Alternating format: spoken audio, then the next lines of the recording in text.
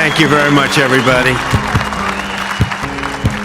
And congratulations to the class of 2017. That's some achievement. This is your day, and you've earned every minute of it. And I'm thrilled to be back at Liberty University. I've been here, this is now my third time, and we love setting records, right? We always set records. We have to set records. We have no choice. It's been a little over a year since I've spoken on your beautiful campus, and so much has changed. Right here, the class of 2017, dressed in cap and gown, graduating to a totally brilliant future. And here I am, standing before you as President of the United States. So I'm guessing there are some people here today who thought that either one of those things, either one, would really require major help from God. Do we agree? And we got it. But here we are celebrating together on this very joyous occasion. And there's no place in the world I'd rather be to give my first commencement address as president than here with my wonderful friends at Liberty University. And I accepted this invitation a long time ago. I said to Jerry that I'd be there. And when I say something, I mean it.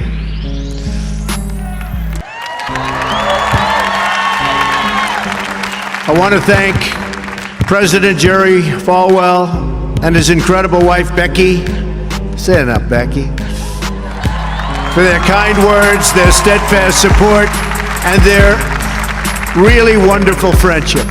Let me also extend our appreciation to the entire Falwell family, Trey, Sarah, Wesley, Laura, and Caroline. Thank you for everything you do to make this university so exceptional. One of the truly great schools. Most importantly, to our new graduates, each of you should take immense pride in what you have achieved. There's another group of amazing people we want to celebrate today, and they are the ones who have made this journey possible for you. And you know who that is? Nobody. You forgot already. You're going to go out, you're going to do whatever you're going to do. Some are going to make a lot of money. Some are going to be even happier doing other things. They're your parents and your grandparents. Don't forget them. You haven't forgotten yet, have you? Never ever forget them. They're great. And especially this weekend, let's make sure we give a really extra special thanks to the moms. Don't forget our moms, because graduates, today is your day. Today is your day. But in all of this excitement, don't forget that tomorrow is Mother's Day, right? I had a great mother. She's looking down now, but I had a great mother. I always loved Mother's Day. We're also deeply honored to be joined by some of the nearly 6,000 service members, military veterans, and military spouses who are receiving their diplomas today. Would you please stand? Please stand. Wow.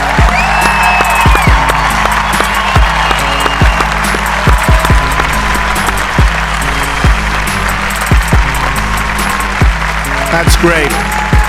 Thank you very much. Great job. We're profoundly grateful to every single one of you who sacrificed to keep us safe and to protect God's precious gift of freedom.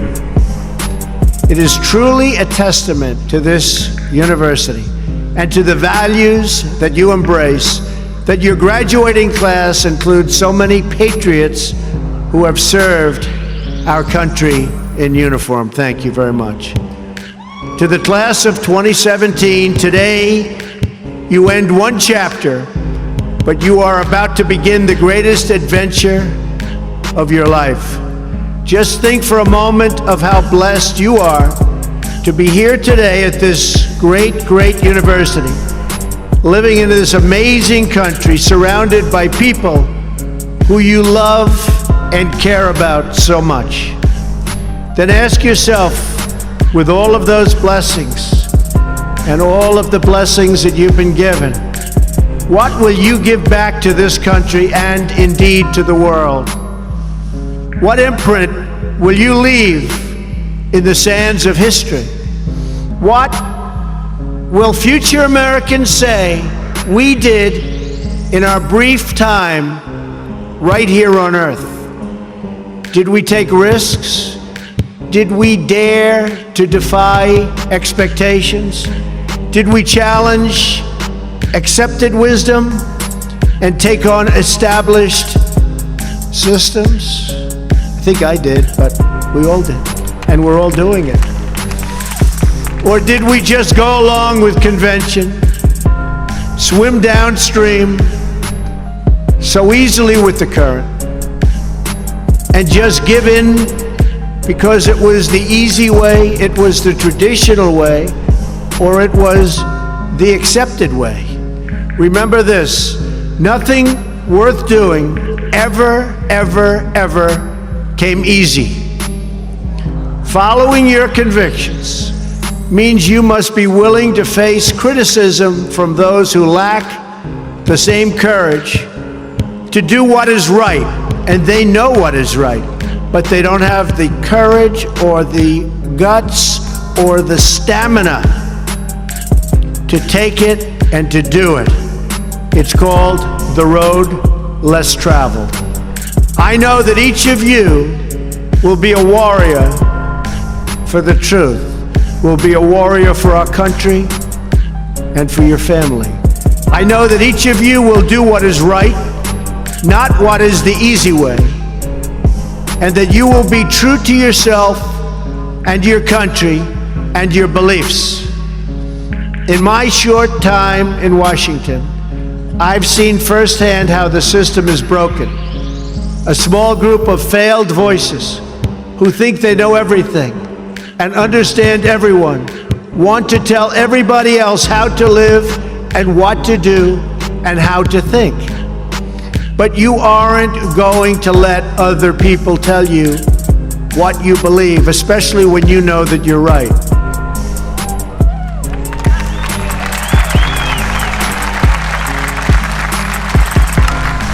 And those of you graduating here today who have given 500,000 hours of charity last year alone, unbelievable amount of work and charity, and few universities or colleges can claim anything even close. We don't need a lecture from Washington on how to lead our lives. I'm standing here looking at the next generation of American leaders.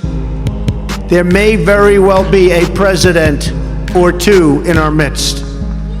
Anybody think they're going to be president? Raise your hand. In your hearts are inscribed the values of service, sacrifice, and devotion. Now you must go forth into the world and turn your hopes and dreams into action. America has always been the land of dreams because America is a nation of true believers. When the Pilgrims landed at Plymouth, they prayed. When the founders wrote the Declaration of Independence, they invoked our Creator 4 times. Because in America, we don't worship government, we worship God.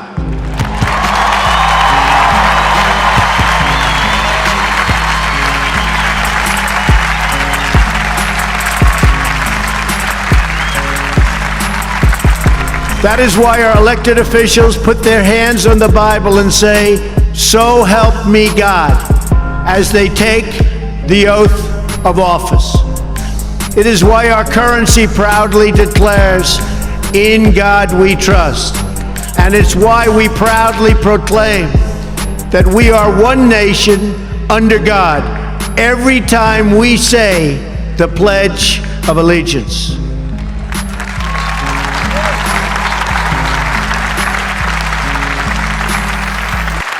The story of America is the story of an adventure that began with deep faith, big dreams and humble beginnings.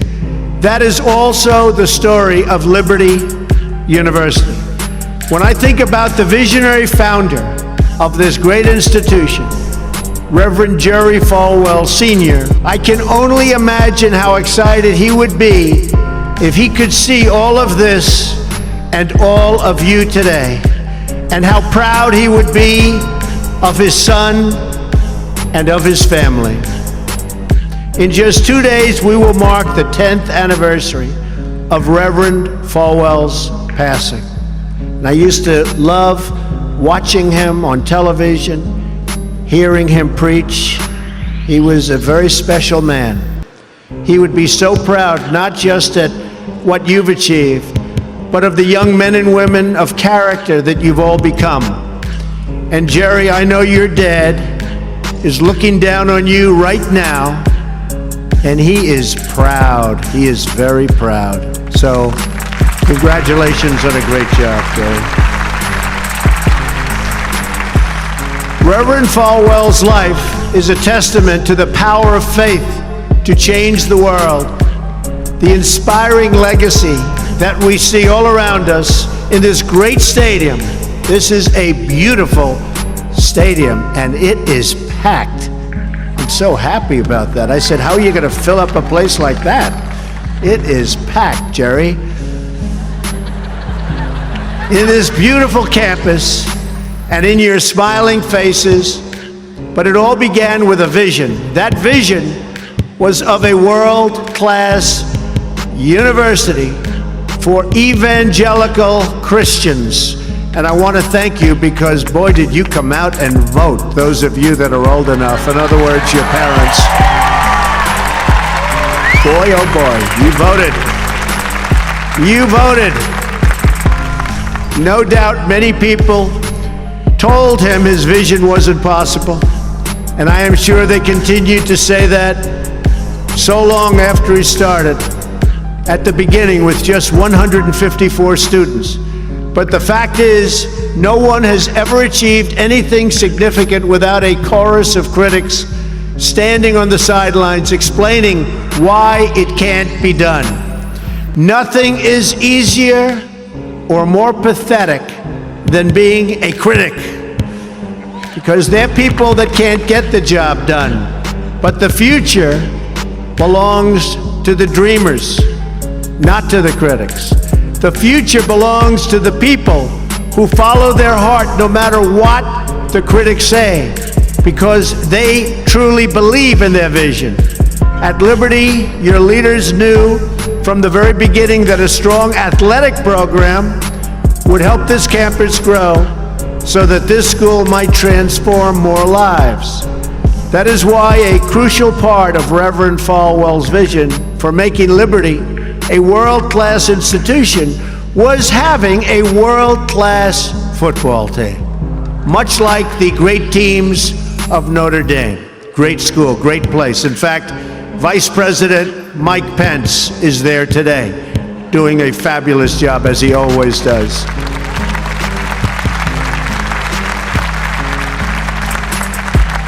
A few years ago, the New York Times even wrote a story on the great ambitions of the Liberty Flames. That story prompted a longtime president of another school to write a letter to Jerry. It's a letter that Reverend Falwell would have been very, very pleased to read. Jerry tells me that letter now hangs in the wall in the boardroom of your great university. It came from the late Father Theodore Hesburgh, who was the beloved president of the University of Notre Dame 35 years ago. Like this school's founder, he was a truly kind-hearted man of very, very deep faith. In the letter, Father Hesburgh recalled that Notre Dame's own meteoric rise from a small Midwestern school to a national football powerhouse. And then he wrote something so amazing and generous. He wrote, "I think you are on that same trajectory now, and I want to wish you all the best and encourage you from the starting and from being able to start. very small, and arriving in the big time. Thanks to hard work, great faith, and incredible devotion, those dreams have come true. As of February of this year, the Liberty Flames are playing in the FBS, the highest level of competition in NCAA football. Don't clap, that could be tough. Don't clap, that could be tough. I'm a little worried. I don't want to look at some of those scores here. Jerry, you sure you know what you're doing here? Those other players are big and fast and strong, but I have a feeling you're going to do very well, right? From the most humble roots, you've become a powerhouse in both education and sports. And just wait until the world hears the football teams you'll be playing on your schedule starting next season. President Falwell gave me a list of some of those schools, the ones you're going to be playing 2018. Would you like me to read the names? Just came out. Would you like to hear them? I'm a little bit concerned. UMass, Virginia, Auburn. Jerry, are you sure you know what you're doing? Jerry, Auburn. I don't know about that, James. This could be trouble, Jerry. Rutgers, Old Dominion, Brigham Young, Army. I might be at that game. Who am I supposed to root for? Tell me. I don't know. That's a tough one, Jerry. I don't know, Jerry. I'm going to have to think about that one, Jerry. Buffalo, Troy, Virginia Tech. Oh, no, Jerry. Ole Miss. And Wake Forest. Those are really top schools. That's maybe in 4 or 5 years I'll come to a game, right? You'll build it up.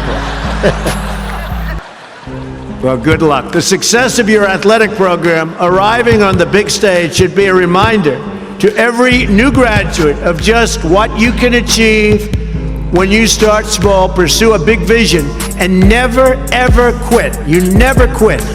If I give you one message to hold in your hearts today, it's this: never, ever give up. There'll be times in your life you'll want to quit, you'll want to go home.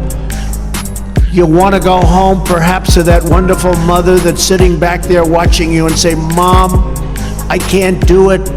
I can't do it. Just never quit. Go back home and tell Mom, Dad, I can do it. I can do it. I will do it. You're going to be successful. I've seen so many brilliant people. They gave up in life. They were totally brilliant. They were top of their class. They were the best students. They were the best of everything. They gave up. I've seen others who really didn't have that talent or that ability, and they're among the most successful people today in the world because they never quit and they never gave up. So just remember that. Never stop fighting for what you believe in and for the people who care about you.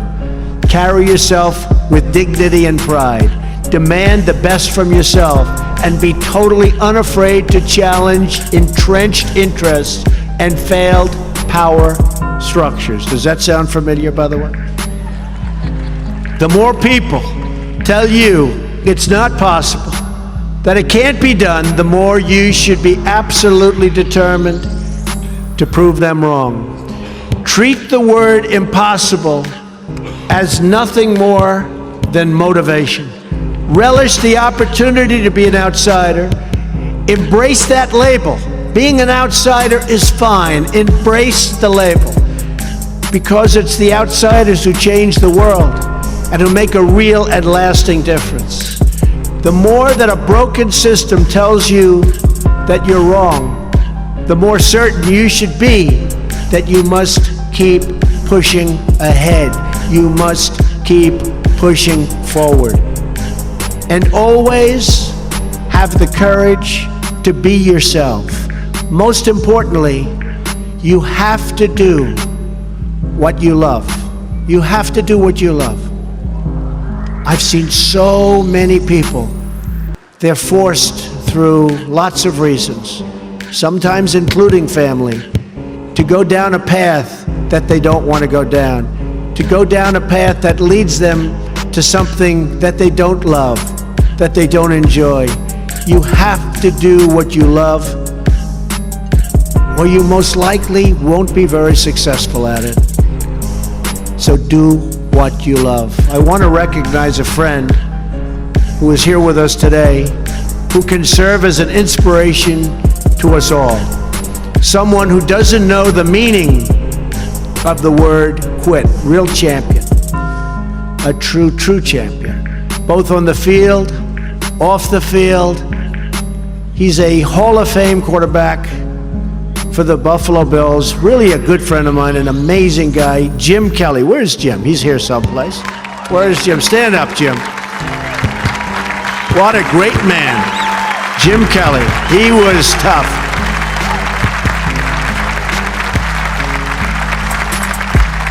Jim, do you have any idea how much money you'd be making today? They'd hit Jim, it was like tackling a linebacker. They'd hit Jim, 4 guys, 5 guys that weighed 320, and he'd just keep going down the field. He was much more than a quarterback. He had tremendous heart, and he knew how to win. Jim is tough, and his toughest fight of all was that he beat cancer not once but twice.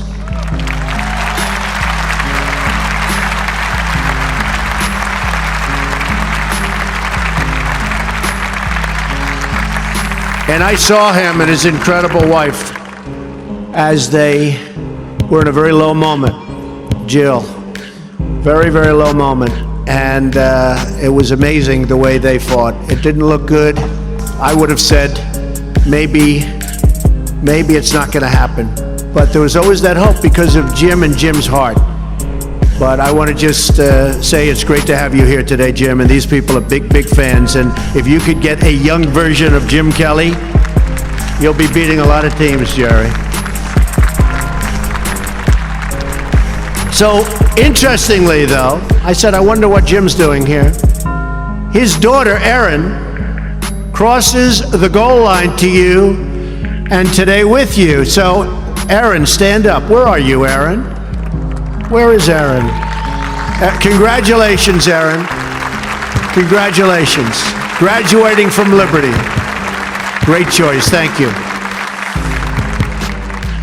Liberty University is a place where they really have true champions. And you have a simple creed that you live by, to be really champions for Christ.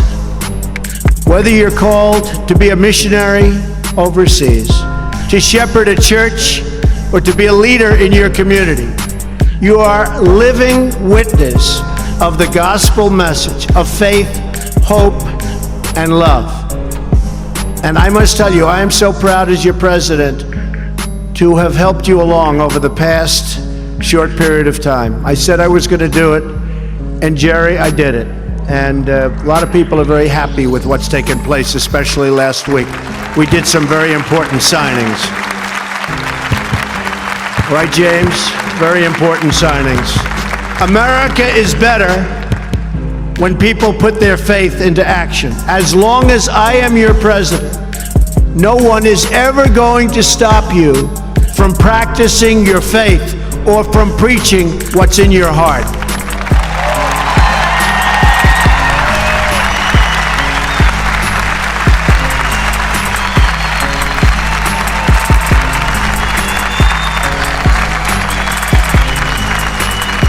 We will always stand up for the right of all Americans to pray to God and to follow His teachings.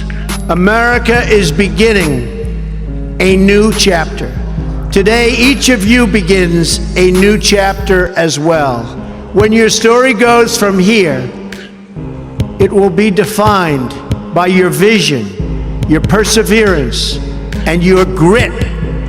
That's a word Jim Kelly knows very well, your grit. In this, I'm reminded of another man you know very well and who has joined us here today. His name is George Rogers, Liberty University CFO and Vice President for a quarter of a century.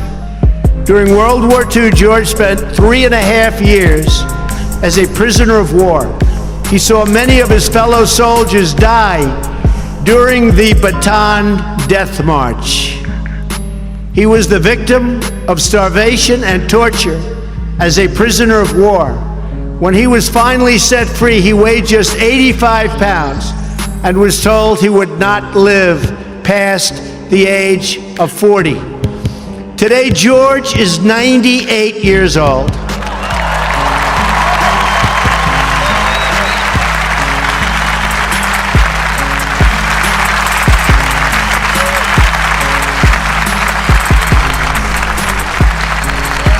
Great.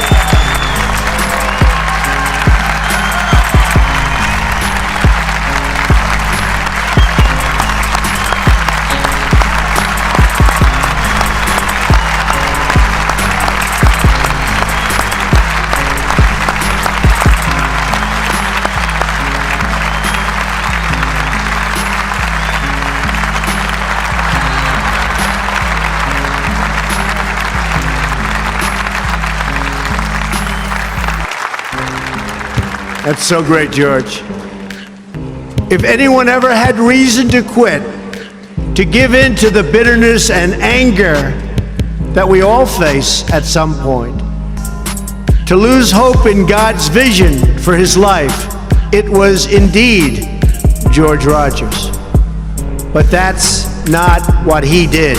He stood up for his country. He stood up for his community. He stood up for his family, and he defended civilization against a tide of barbarity. The kind of barbarity we're seeing today and we've been witnessing over the last number of years, and I just want to tell you, as your president, we are doing very, very well in countering it. So you just hang in there. Things are going along very, very well. You'll be hearing a lot about it next week from our generals. Things are going along very, very well. Through it all, he kept his faith in God, even in the darkest depths of despair. Like so many others of his generation, George came home to a nation full of optimism and pride and began to live out the American dream. He started a family. He discovered God's plan for him and pursued that vision with all his might, pouring his passion into a tiny college in a place called Lynchburg, Virginia. Did you ever hear of that? Lynchburg? We love it. Do you like it? We like it, right? I flew over it a little while ago. It's amazing, actually. What started as a dream with a few good friends, he helped shepherd into the largest Christian university in the world. Just look at this amazing, soaring, growing campus, and I've been watching it grow because I've been a friend of Liberty for a long time now, Jerry. It's been a long time. Thanks in great part to George's financial stewardship. Hundreds of thousands of young hearts and souls have been enriched at Liberty and inspired by the Spirit of God. George, we thank you and we salute you, and you just stay healthy for a long time, George. Thank you.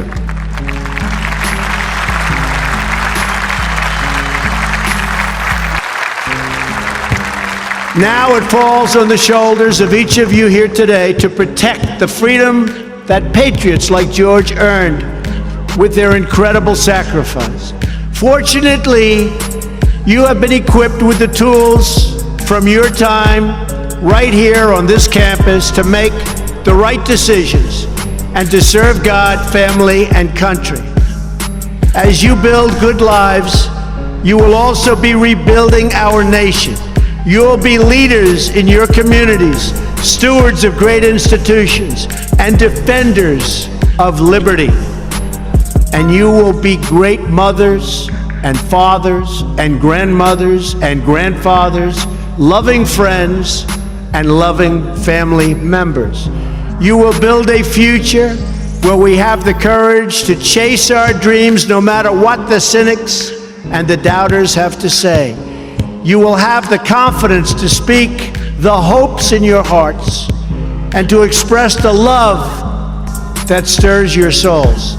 and you will have the faith to replace a broken establishment with a government that serves and protects the people.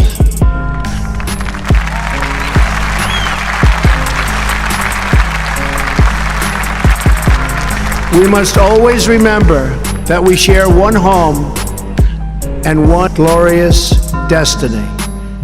Whether we are brown, black, or white, we all bleed the same red blood of patriots. We all salute the same great American flag. And we are all made by the same Almighty God. As long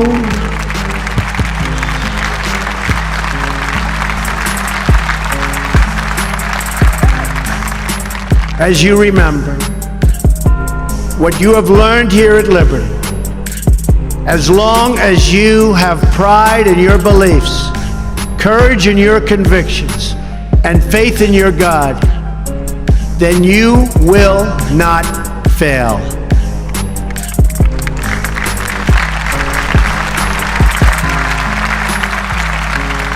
And as long as America remains true to its values, loyal to its citizens, and devoted to its Creator, then our best days are yet to come. I can promise you that.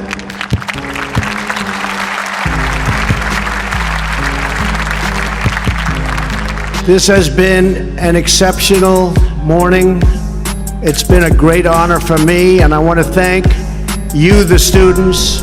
I also want to thank you, the family, for getting them there. And I want to thank and congratulate Liberty. May God bless the class of 2017. May God bless the United States of America. May God bless all of you here today. Thank you very much. Thank you. Thank you.